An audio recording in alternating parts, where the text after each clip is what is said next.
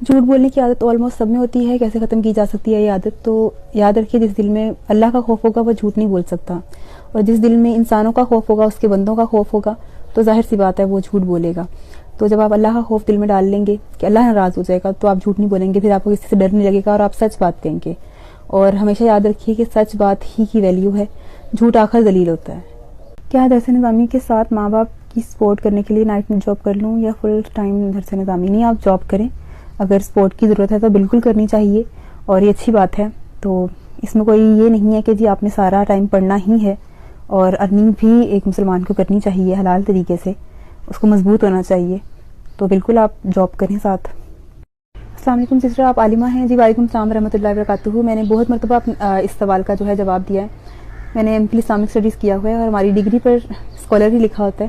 اور یاد رکھیے کہ عالمہ بن کر یا اسکالر بن کر آپ جو ہے, یہ نہیں کہ آپ کی ڈگری پہ لکھا گیا یا آپ نے تعلیم حاصل کر لی تو آپ بن گئے. آپ کو بننے کے لیے محنت کرنی پڑتی ہے, کردار وہی اپنانا پڑتا ہے, اس پر محنت کرنی پڑتی ہے. تو اس پہ محنت کر رہے ہیں اور کوشش کر رہے ہیں کہ آپ کو صحیح طریقے سے گائیڈ کر سکیں. السلام علیکم, اپنے گھر کی عورتوں کو دین پہ صحیح طریقے سے چلنے کو کیسے کہوں؟ تو آپ نرمی سے کہیں, کیونکہ نرمی سے ہی آپ دین کی بات جو ہے کسی سے کروا سکتے ہیں, منوا سکتے ہیں. خاص طور پہ گھر کی خواتین, ان پر نرمی سے کریں, کیونکہ آپ عورت کو زبردستی کوئی بھی چیز منوا نہیں سکتے. وہ وقتی طور پہ آپ کے سامنے مان لے گی, لیکن جہاں اس کو موقع ملے گا وہ اس چیز سے ہٹ جائے گی. تو مجھے اچھے سے یاد ہے کہ ہم بہت چھوٹے تھے تو میرے والد صاحب نے میرے سامنے یہ کہا تھا کہ مجھے پردے میں جو بچیاں ہوتی ہیں نا بہت اچھی لگتی ہیں. تو مجھے یہ لگا کہ نہیں, یہی چیز کرنی چاہیے. اور ادھر یہاں پہ یہ ہوتا ہے کہ ہم زبردستی تھوپ رہے ہوتے ہیں کہ آپ نے یہ چیز کرنی ہے. زبردستی نہ کریں, اپنا کردار وہ اپنائیں.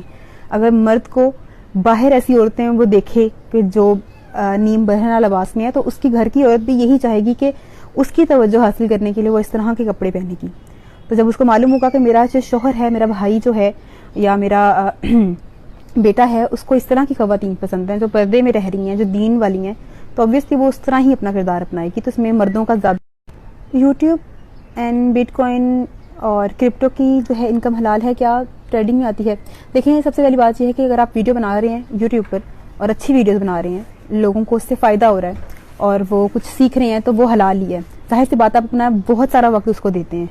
اور اگر آپ جاب نہیں کر رہے, صرف وہی کام کر رہے ہیں, تو obviously اس میں کوئی, ہاں یہ بات یاد رکھیں کہ کوئی ایسا کام نہ ہو جس سے امت مسلمہ گمراہی کی طرف جا رہی ہے, تو وہ حلال جو ہے حلال نہیں رہے گی, وہ بھی حرام ہو جائے گی.